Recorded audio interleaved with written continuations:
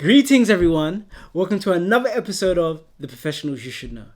This show is about uncovering the journeys of professionals from different industries. And today, we have the amazing and inspirational Akeem Durant, who is a senior 3D character artist. So, what is it that you do? So I'm a 3D character artist working in games right now. So what is that? How does it work? So you get pitched a game, you get concepts from a concept artist, and then you have to just make that into 3D. So whatever the game directors and designers and concept artists envision, I have to then just bring that so that we can pass it on to animators and it can be rigged and it can have good lighting and everything else for the game. So do you create the characters yourself, or how does that system work? We literally get the images. It's easier to design in 2D, right? Right. So the concept artist will design it. And then we'll get those images and then we'll make it in a program called ZBrush or make it in Blender or Maya. And this is just digital modeling packages where, you take the characters and then it's just like clay. So that's the easiest way to describe it, where you're just sculpting on them until they actually look like how you want it to look. Wow. And that's designing the clothing, the muscles for it, so you need to know anatomy. Really? Yeah. the whole anatomy of the body? Yeah, everything. biceps, triceps. Serious? Yeah, that's everything. You have to really be in depth in terms of that if you want to be a character artist. So basically all the muscles and how it works. How everything connects. In terms of, so we're not doctor level. So in terms of even all the books I have, it's artistic anatomy because we just need to know the surface level muscles really. So we can get the shapes and everything right. Obviously, we do dive deeper in and we can. But we need to know the anatomy. We need to know how fabric works. So there's even a program called Marvelous Designer where if you want to design clothes, you need to know how these seams work because if you want that to function on a character, those seams need to be captured in a way that actually works, right? Same thing with science. You need to know a lot of science because things like reflectance of the skin or, how much... There's even sliders for melanin in hair, for example. Serious? Because the more melanin you have in hair, the darker the hair. So it just covers a really broad spectrum of things that people wouldn't sort of guess. I would have never thought you need to go that deep. Yeah.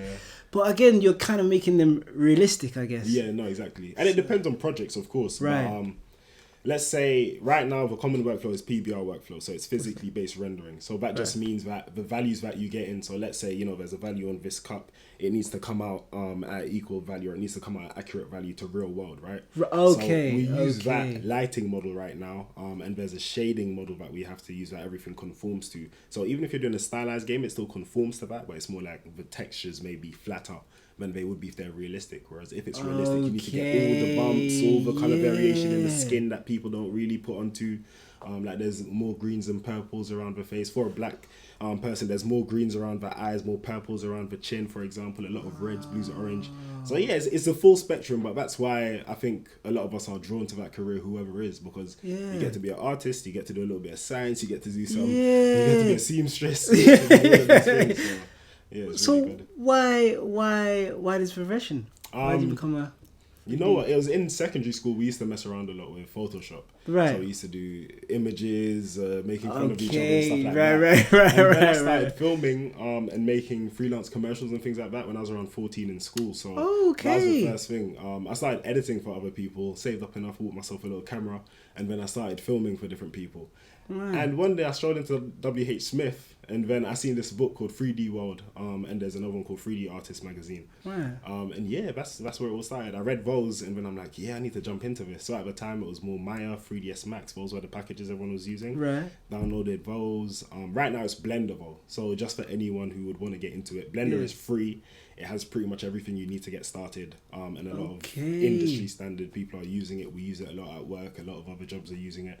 I just dive into Blender. If I was starting now, dive into Blender and then just begin. But those magazines were what made me want to actually do it. And how do you do it? Is it just learning by experience, or do you have to do courses? How does it work? So for me, so I came out of secondary, went into college. In college, it was 3D animation and everything else, right? So it was that focus. And that's the thing, the education around this is so vague. Like, if a parent tells their child we're going to do this, my mum wouldn't have let me do it except for the fact that I was already making money doing filming. When I was 14, so she's like, all right, do your thing, because I have no Afro-Caribbean woman. I have no idea about any of this, but I trust that you'll find your way. Right. So it's very vague for a lot of people. They don't really know where it is, but there's courses out there. There's college courses, even I've taught in secondary schools as well, just giving the basic overview of stuff. Right. But that's few and far between as well. And there's university courses on it. So I went to college, did that. Was planning to go university, and I went to Hertfordshire and Bournemouth. They were the best in the UK and still probably are the best in the UK for it. But then I even got a scholarship from Adobe as well. And that was for $5,000 a year to cover my full scholarship, but I still couldn't afford it. So I was an international student. Yeah, I was an international student, and my fee was $10,600 or something like that, and that had to be out of pocket. Jeez.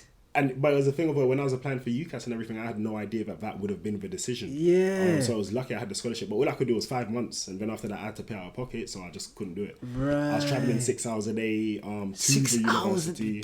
Yeah, because if I can't afford the tuition, I can't afford to live on campus because I don't get any grants or anything like that. So that was a crazy situation, because I wanted to be there mainly because of I wanted to be there just to see if it was the thing that would get me to my future career. Right. You know, you want to get somewhere. You want to make something of yourself. When I had to stop that, then that's when I did the online course route. So I had to leave there, tell the scholarship guys I even can't afford it with the scholarship. Them guys were great. Adobe was great with that.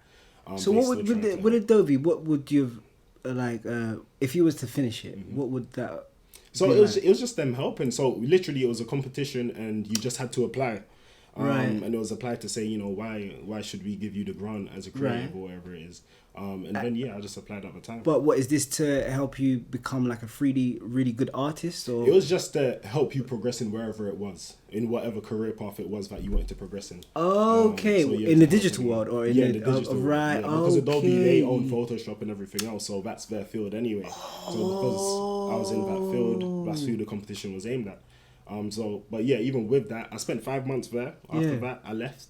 Then I started working at B&Q, and I was doing online courses as well. Right. And I was working at it was at a film studio called Lupus Films. So they were actually a 2D animation studio, and they did Snowman and the Snow Dog. Okay. It's that film that comes on every Christmas. Right. They're very good, and they're working on other stuff as well. But when I was there, they have a 3D department as well. They did stuff like The Hive, which my kids watch. And I kept on being like, hey, I do 3D animation, I do 3D art. And at the time, I was actually learning in the evening, so I was doing a 10-week online course. So I would actually recommend for anyone getting in to do an online course. I have an online course right now, but it's not because I have one that I recommend it, but it's because that's how I learned and that's how I got in. Yeah. So literally, I took 3 10-week online courses, so that's 30 weeks worth of tuition. Okay. In a university, I think in a year, you probably get about 30 weeks worth of tuition, but the difference is, even though I don't get a diploma, the 3D industry doesn't care about diplomas. Okay, talent. It's definitely talent, because it's all based on your portfolio. Yeah. You can finish. A lot of people end up finishing university and still not being able to get a job because maybe they haven't been told that this is what it's about. It doesn't matter. Your first doesn't matter. Your portfolio matters because it's a practical skill. You have to be able to apply it in the actual workforce, right? After I finished that course, after I finished those 3 courses, I was still just doing bits and pieces here and there. I was an intern there, so I was doing the toilets, making teas and coffees. At one point, that was fun. I love them though. It was a brilliant company. I left B&Q when one of the staff members there, they were teaching. And then they knew that, I always show my stuff anyway, right? I'm just like, hey, I'm doing this. Especially at that time when I'm like, I really just want to get in the industry. So I'm always showing my stuff. Like, I'm doing this. And then one of the staff members, they were teaching, an associate lecturer at university.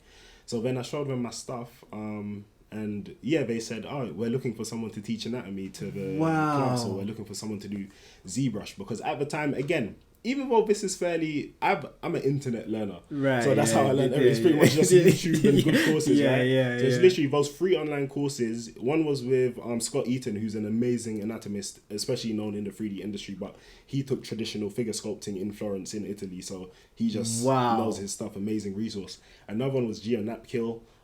He's a film guy. For example, he did the Hulk in Infinity Wars and stuff. Oh, like that. wow. Yeah, so he was an amazing instructor. Wow. And another one was Adam Scott. He works on games as well. And again, he was an amazing instructor as well. So the way I pick instructors are based on their portfolios or their work that they can actually display to me. Because then I know that I can actually learn from you. And that's a mistake a lot of people make because, I might say do an online course, but then they might just go pick the first one without doing enough research. Okay. Always look at the students' work that they're producing and always look at what your instructor can actually do. Right, because there's tons of online courses. That's why it's such a minefield and parents are always a little bit apprehensive. But if the person's great and if they've worked on good stuff, then you know that you're getting a good course. It's a lot more current as well because the people teaching universities, me being one of them. So I taught at that university and I taught there for 2 years. And that was a great experience. Yeah. But a lot of the people teaching, they're in academia. They need to be there. They need to know certain things. But a lot of it's rooted around the university rather than around the job. Right. So you always get that mishmash. You sometimes get that mishmash when you're in universities. On the course I actually taught on, they started bringing in a lot of industry people, which again, a lot of universities start doing. They start bringing in a lot of industry people. Yeah. But just by the nature of people, I'll say, because with the industry so broad, you can do literally, for Lord of the Rings and Gollum, there was one person doing the little hair that hanged in front of his face. For a few years, there was just a person animating that. Are you serious? Just making sure it was okay. So you can do Vroom, especially in VFX and film, because let's say before then I was freelancing in TV and advertising. Right. So that's what I was doing before. Somewhere along the line, I was doing that. And yeah, a lot of that is different because you have one person that would specialize in hair. You have one person that would specialize in clothing. Wow. One person that would specialize in the character. And it's a lot more specialized than games is. So for example, compared to my job now, rather than just modeling the character, I would do the hair. I would do, the shading on the skin. I would do the texturing. Yeah. But then in film, that's segmented into different disciplines. Oh. So why is that? Is it very difficult in films, or is it? It's because more it takes technical? longer. Really? Yeah, it just takes longer. The techniques, a lot of them are pretty much the same. So even when I teach now, a lot of it's applicable, a lot of it crisscrosses. Right. But it's just how much more resources you need. Like an example, like what I can't. Even so let's say for the PC heads out there, right. It's like in film you have a computer with like 3 GPUs inside of there and maybe 2 CPUs, right. And that's just to handle the amount of workloads. So for texturing, for example, in games, to texture, for example, the skin, right? If I'm doing a character and I need to do their skin, I would have, let's say, 1K worth of texture, which is 1024 by 1024 pixels that right. we're working with, or 2K, 2048 by 2048. Right. Now, if you compare that to film, you would have about 24K, 32K's worth of texture. Wow. Yeah, okay, so it's a big jump. Yeah, but the reason why is because let's say we have a screen. We have one screen here, one screen here. This one's for games, this one's for film. In a film, you're going to be at a cinema. That screen might be 8K's worth of resolution. Right. It might be 16K. So then you're going to need double the resolution to keep up the fidelity at that range. I see. Whereas in games, for that whole screen, right. That's probably just, let's say, 5K worth of texture, including the environment. Right. So literally, we're talking one character being more expensive than seeing. So that's the difference with it, really. It's just how things hold up. Now, a lot of things are mixing. So a lot of film stuff is integrating games things just because... our PCs are so much more powerful, new GPUs every year and stuff like that, and it's a faster way of working, which is another thing I really like about games. Right. So you don't need to wait for rendering. In film, when I used to do that stuff, it used to be, okay, let me make a change to the nose. All right, let me wait half an hour for that to render so I can actually see that implemented properly. Okay. And I'm talking years ago. Right now, there are faster renderers, but still it's not real time. It's not games. In games, make a change to the nose. Yeah, you see it. So I'm a fan of iteration over fidelity. So that's just saying I prefer to have something that's more dynamic, have more artsy feel to it, more iteration to it, than just have something that's hyper realistic. Okay. So yeah, that's the main difference there. So and then how did you then go into games? Because I know you said you was in the studios, the filming industry. Then how did you transition over to games? So after I was freelancing for different studios. Yeah. I think that was after I left. So I left B&Q along the way when I was like, okay, I can actually start making money off this property, right? And at the time when I was teaching, I was 19, by the way. So I left the uni when I was around 18. Then I jumped out, started B&Q, doing the online courses and everything. And then I jumped into teaching when I was 19. And I taught that for 2 years. While I was teaching and just before then, I was doing freelance stuff here and there. And then someone actually told me to get into games earlier. But the reason why I didn't get into games is only because games is, like I said, with film, you have to almost know a lot more just because of how technical everything is and how much more in depth you have to go into, because if we're trying to make you as realistic as we possible for an action scene in the Matrix or whatever, then we need to know everything down to a T. So that's why I really wanted to go into film and advertising first. But to be honest, right now I tell people just to go into wherever. It's one of them ones, just do whatever you're happy doing. You'll learn the stuff along the way. You still do need to know more for film, so it is a good base for everyone, but it's not a must. But yeah, so I was doing that, I was freelancing, and then I just started applying to game studios. So did you have like loads of characters? So yeah, I had a portfolio built up. So you just so how do you make these characters? Does these things just come from your head, or do you see certain characters and then you say, I can make this better? How does it work? So especially back then, again, like I'm still very young in my career at that point. It's hard to design a character and make a character. Just because, for example, if I'm designing a character and making a character, pretty much doubles the time. Because now we need to look at, what's the silhouette? What's the pose I want to put them in the final thing? What's the design of this character? How do the color relationships work? What props do they have?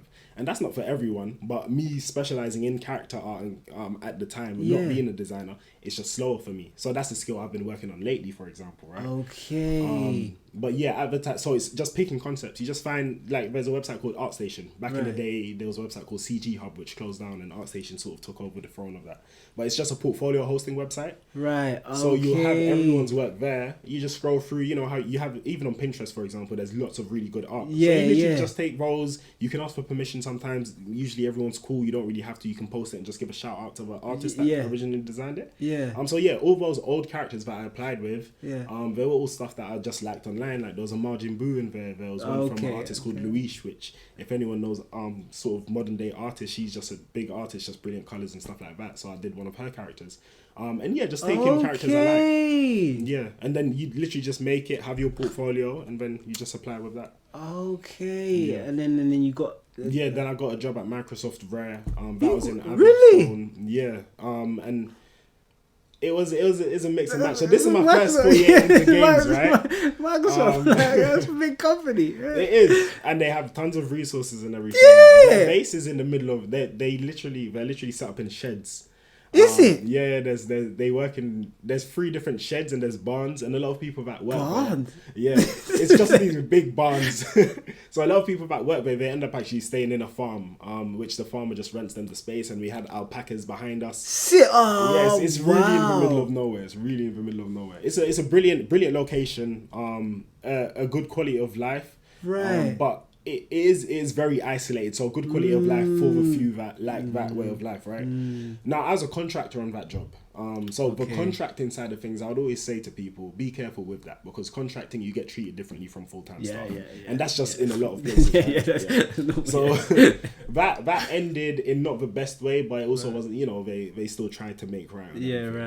Then I jumped over so that's when I moved to Nottingham. So that was the few years ago. So then after that ended, I left there and I jumped. And the thing is, I could always leave, because everywhere I was, or if I needed to, let's say, or sometimes people jump to get more pay and stuff like that. Maybe it's frowned upon, but it's a reality of the situation. Yeah, of course. So I left there, and that was only because of back pay. So I was behind 2 months. So I was like, at that stage, I'm like, let me leave. So it's not just that I wanted a pay rise. At that stage, it makes sense, right? So yeah, I left there. I went to another studio called Bulkhead Interactive, and that's at Derby. So I just travelled down there and then I worked there. That was a good studio. And this is gaming student. This is gaming studio as well. So Rare was my first foray into games. And this is just, I guess, the career path afterwards. So then I left there, and it was weird. There was 2 offers from studios, and this is when COVID started happening. Right. And they were both remote work. So I sat and I thought to myself, okay, can I do both of these at the same time? 2 full-time jobs. And I said, okay, let me just try this for a year, let's say, and let's see what happens. So I ended up doing both of them. Wow. It's one of those ones where one studio knew and the other one didn't, right? Right. You know. So it's fine in the sense that, but no one ever knew that there was no disparity between my work. My work was always done. I always make sure of that, and my reputation's always solid in terms of the work that I produce. So as long as I could keep that up, I was happy doing it. So I kept that up for the year. That was brilliant financially, but as you can guess, you know, I have 2 kids, a third one now. It was draining. I can imagine. Draining. So it would literally be, what was it? It was 9 to 5 and then 7 to 2. And 7 to 2 in the morning. Yeah, 7 to 2 in the morning, and then the 9 to 5 again. Yeah, the 9 to 5 again. So that'd be the 5 days a week, and then even at one stage I took on freelance during that time as well. So it'd be 7 to 5, 9 to 2, maybe another hour, and then weekends would be 16, let's say.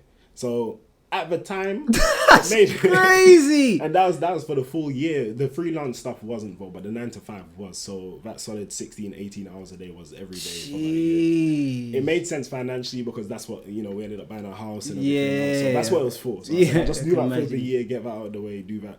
But I mean, the positive in that is just saying, I wouldn't tell, you know, I'm not with the whole hustle culture, killing yourself for working stuff, right? But I am with, if you need to get somewhere in life, you can get there. And if you need to use whatever means you have there in front of you, use those means. But the good thing is that the games industry allows that. There's a lot of jobs going on. There's a lot of opportunities to do different things here and there. Right. And there's always someone knocking if you get to the caliber that you need to meet. And to be honest, the caliber is just good.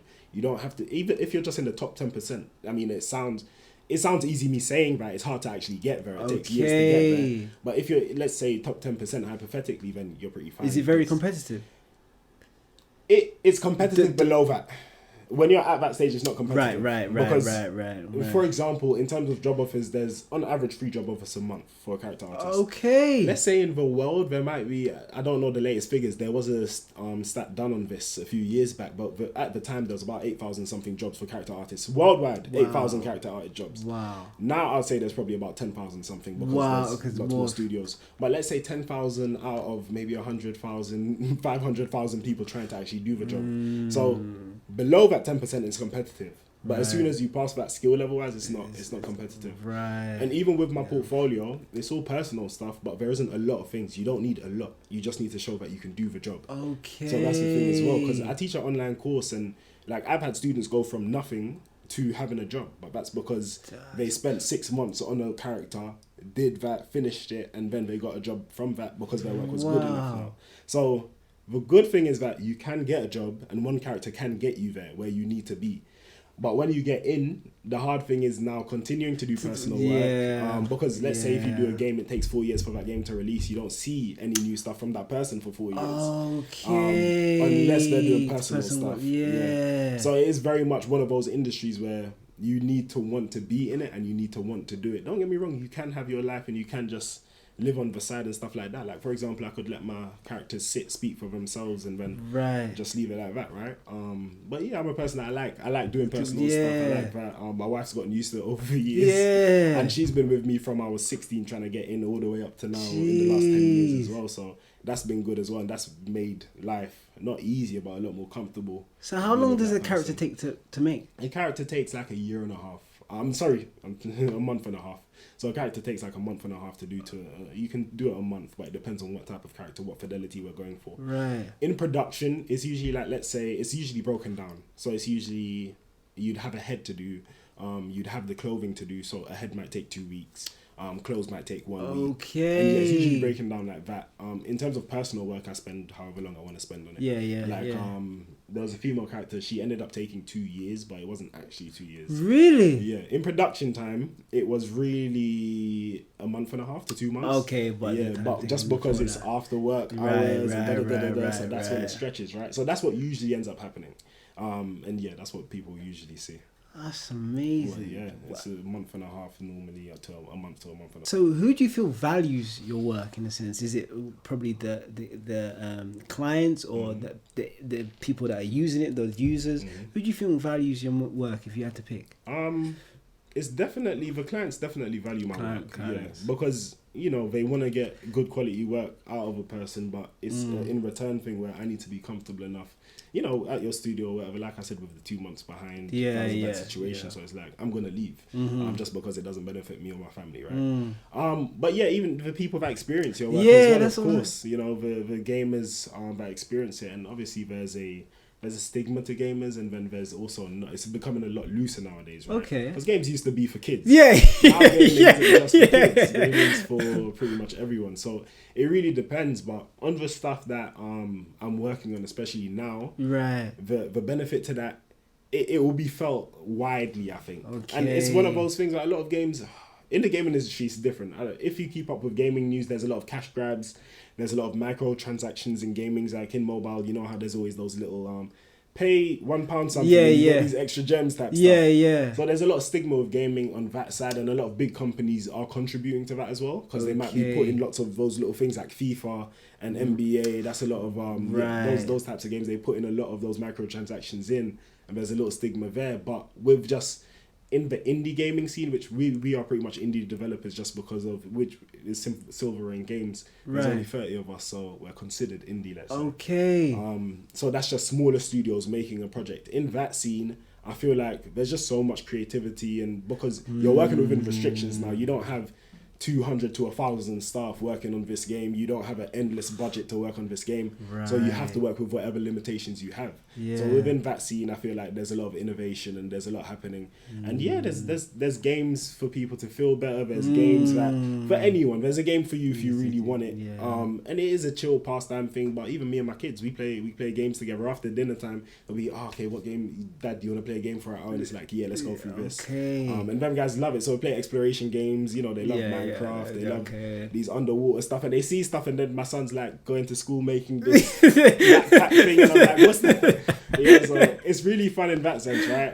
But it's for a lot of people. Whoever needs it for whatever reason, just like anything else. It's like reading a book.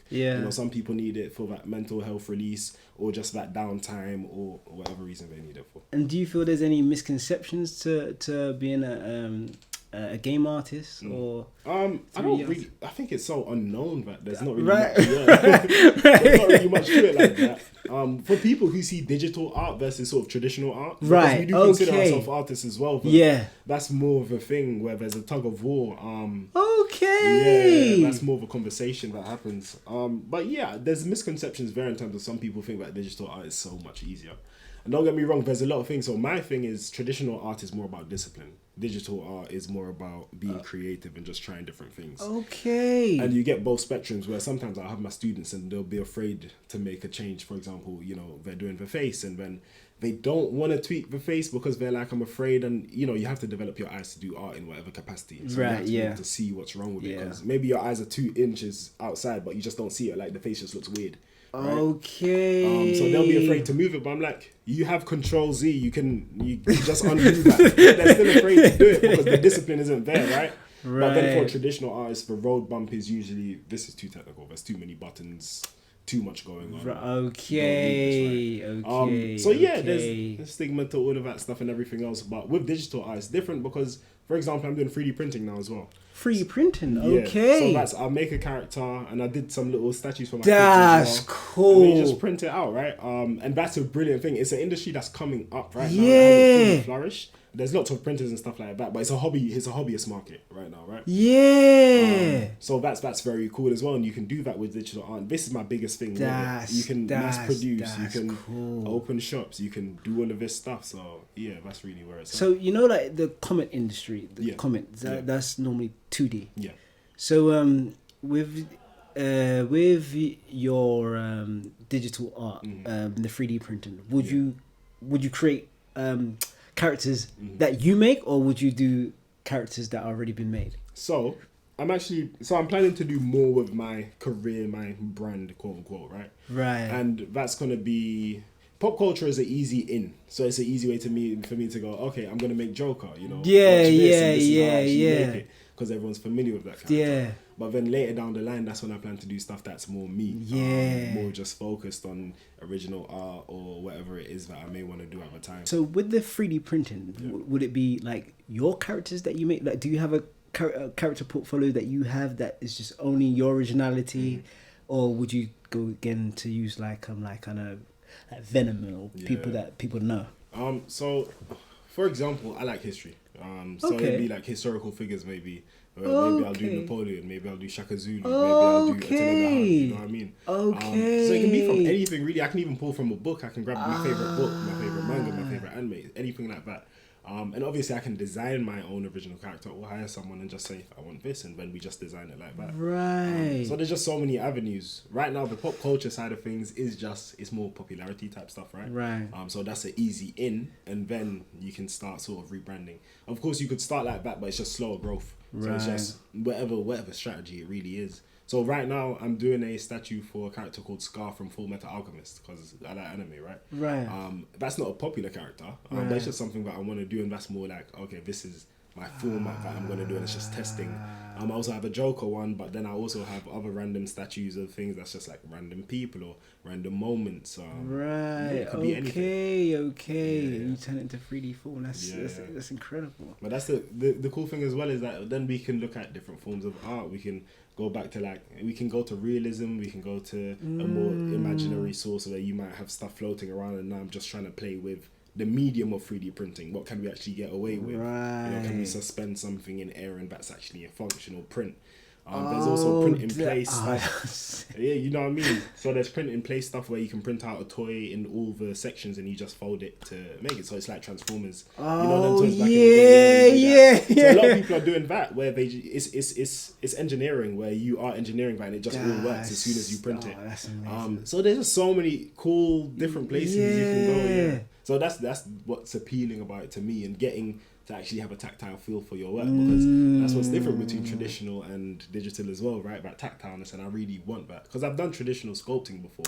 Okay. Now, the mess of it is something that's not appealing. The expense of it, right? And especially, your youth in South London growing up, and no one else around you is doing art, and why am I mum don't want me to have clay all over the carpet, and I can't have clay on the carpet. Yeah, so digital art just made more sense. Right. I'm a fan of traditional art, but it just made more sense at the time, and it was just as appealing.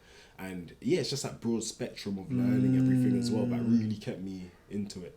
So yeah, or you can go anyway with the characters, with the subject matters, with anything that you actually want to make. It's really broad. So what we're going to do now, we're going to go to another session of the show.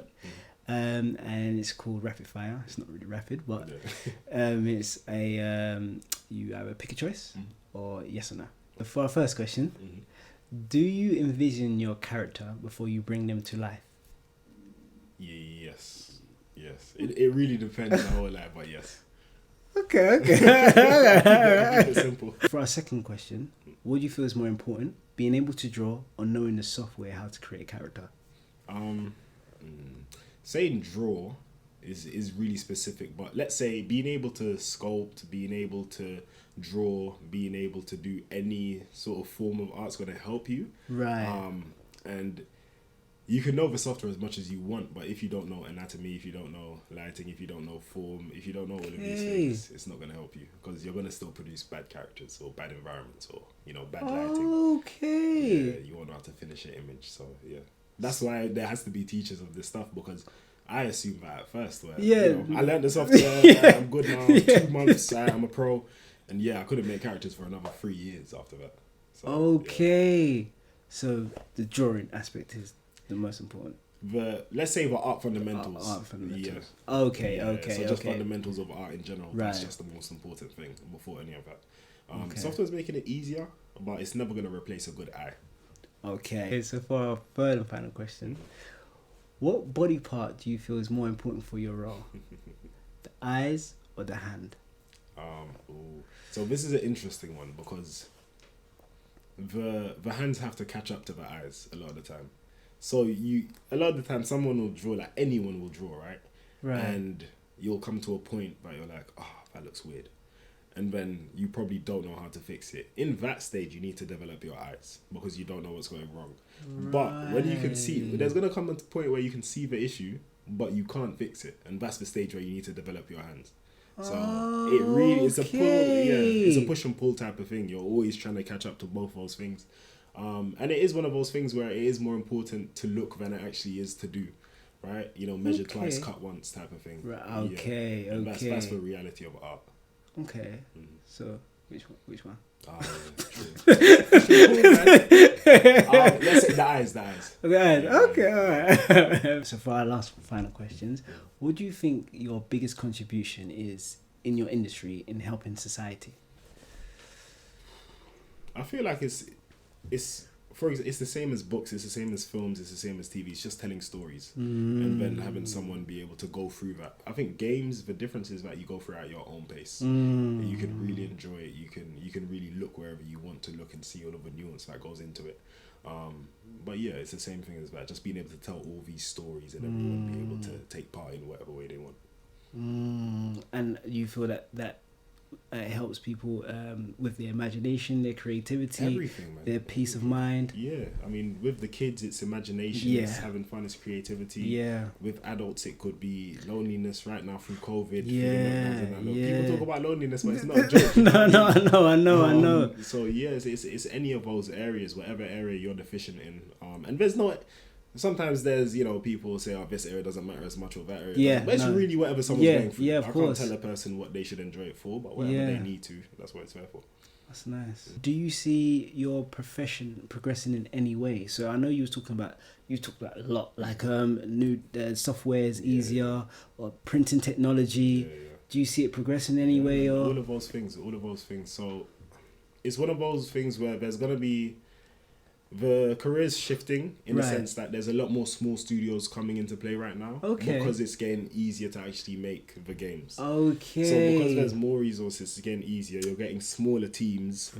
Which may be breeding more jobs. But yeah, there's less of a need in terms of numbers per job.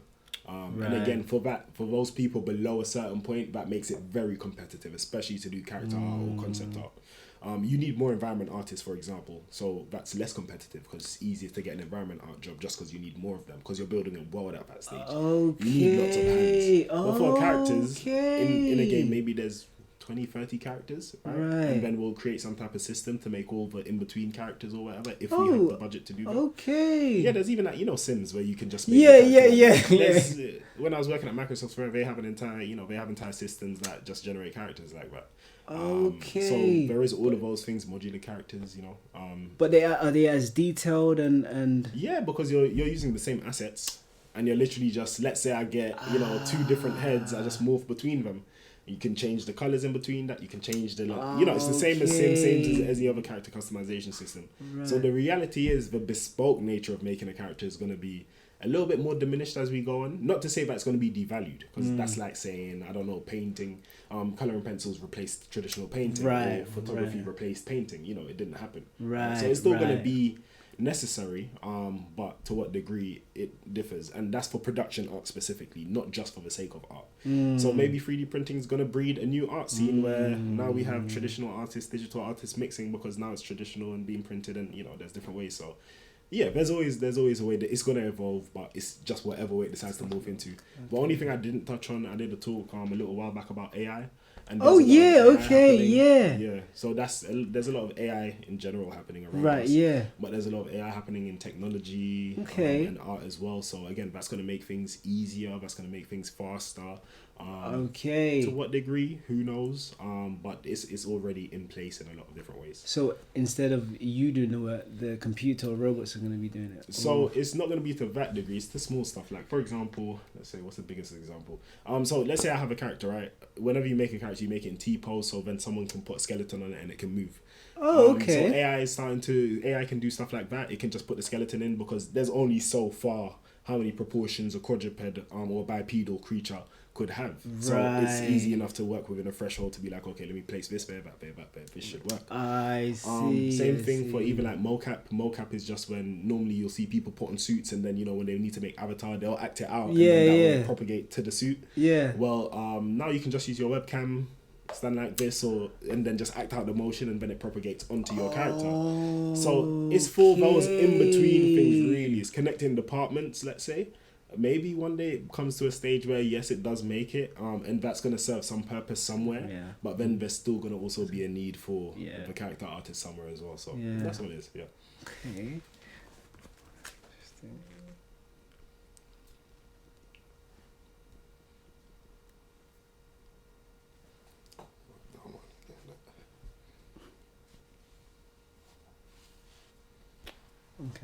Okay. And for one of our final questions, what do you feel is missing in the profession? In terms of missing, could be, as you said, a lot of good mentors, or it could be a lot of opportunities. So I'd say awareness of it is something that we can say is missing, right? Just what it is, but that's been from forever. You know, from Jurassic Park, from the first one, people's been doing this. People still don't know about it as a career. So awareness of it, but it's strange because it's there, but I think a lot of people just put some distance between them and this type of job. Yeah. Because for example, I can't say anyone in my family's ever done this. There's no artists, there's no digital artists. So it's like, yeah, that's not for me, right? So stuff like this, seeing this, it would be like, oh, okay, right, it's just a normal career path that you can actually take. You can go uni for, you can go college for, you can study by yourself if you want to. And to be honest, it's one of the best for studying by yourself and actually getting there because I started doing it as 16 probably when I started actually just learning by myself for it. So like I'm teaching my daughter and my son. My daughter's 7 now, my son's 4. And I'm just on the PC with them teaching them. That's good. Don't get me wrong. In terms of actually getting in, I used to have a really bad laptop that I used to do it. There's, like I said, Blender's one, ZBrush is one, and there's a software called ZBrush has a branch of it called ZBrush Core Mini, which is a free version of that as well. So when I started, you couldn't get free versions of the software. Yeah. So right now, everyone is pushing for that access because, when we get a couple million people wanting to do this, then that's better for the industry, I guess. That's not to say that the job market will go up, so it's just more competition. Right, okay. But yeah, it's pushing in that direction. But awareness is the thing I'd say to your question, I guess. Everything else will follow. Everything else will follow. And do you feel the gaming industry is getting bigger, or do you feel it's decreasing? I feel like it's definitely getting bigger. Especially just seeing how many job offers there are from different people. And it's one of those things, this is a global market. You do work with it, like the studio I'm at now, we're working with people from South Africa, from Australia. Oh, really? Everywhere. Because everyone's remote work now, especially since COVID, right? So, since that, it's really just a global market anyone can get into. And I'm mentoring people all around the world. I'm mentoring people in America, Nigeria, Ghana, Morocco, anywhere, and everywhere. So it's a global market. And what specifications for again the laptop? What would you consider is like the minimum? Yeah, the base level kind of thing. You can work with whatever you have. Oh, okay. Yeah, really. Even in a sense of, for example, my laptop, it had integrated graphics, which every laptop has integrated graphics. Right. It basically means it doesn't have a graphics card. Oh, okay. Because it's just the graphics that come with your laptop. So, if it has a graphics card, it has a AMD or a GTX card or whatever. Yeah, I heard of that, yeah. So it's one of those things that you really can work with everything. Now, that means that you probably can't do some parts of the pipeline. Right. You just have to do it in different ways. Like when I started, I couldn't use texturing programs because they needed a GPU to actually work with them. Right. So I just missed that for the first 2 years. Right. But I could still do it in the other package I did. It was just way less efficient. Right. And you have to wait half an hour versus someone else that has to do it another way, and it's a lot quicker. So yes, you're gonna spend a lot of more time and everything like that, but you can get in. And I mean, I would say that's how I learned. Anyone can learn like that. Obviously, it might not be ideal, but it's also not. It's not terrible. So what would be like the you got a little resources. Yeah. What would be like, and you want to be quite efficient. Yeah. What would be kind of like the base level? What? It would be literally let's say 250 Great British pounds can get you a laptop that has a baseline. So anything with a graphics card. Anything with a graphics. Okay. With a graphics card that can get you there. Even my first desktop PC was £700, and I know that again, like younger me would say £700. That's ridiculous, but I mean now phones cost people. I know more than putting monthly plans on the phone that costs more than computers. Yeah. So it's one of those things. Even on, for example, if you have an iPad, you can do a lot of this on the iPad. Because they will say, I heard that Macs are the best for. Is that misconception? All right, go ahead. Any studio you go to, you won't have Macs. Really? Yeah. It's because of software compatibility. And they've got love versions and stuff like that, and the language it's coded in. So PCs and Linux builds are just better. Linux is one of those things that people don't know about. So there's Mac, Linux, and Windows, right? Right. Okay. Yeah, but Linux is, you have to, like, for example, even just to get in the start menu, you have to write code just to. It's pretty much just programming, right? Right. So that's really, but the thing is, it's the most performant. So you get in there and everything's very streamlined because you have to do that. So that's why a lot of big studios, they'll use that. But then most people just use Windows, so they'll usually have Linux and Windows to some capacity, but most people just use Windows for simplicity, and you get the compatibility as well. Because even in terms of programming, programs and stuff and software compatibility, most things are up to date on Windows and then just a little bit behind on Mac. Okay. So Mac is good for designers. So if we're talking Photoshop, if we're talking Adobe Illustrator, stuff like that, because they have a lot of nice snap features and things like that. Like it's more user friendly in that way. But PC is for just general use, 3D or digital art purposes. Get a PC. Yeah. I see. Okay, so and where can people find you? What's the course that you're doing, and how long is it going for? What is? It's been on for a couple of years now, the online course. So it's character creation for games, and it's with Vertex School. So that's the course itself. Myself, just search Akeem Durrant. Right. Anywhere, and then you'll just see me pop up, really. Okay. I currently I'm not online right now just because I'm working so much. Right. But yeah, you can follow me there if you want to, and then I'll be doing stuff eventually in the future. Wow, it's been incredible. I've learned so much about a field that is very niche. Yeah, exactly. I really appreciate you coming and sharing your knowledge. It's fantastic, man. I really appreciate it. Yeah, no problem. And thank you all for joining.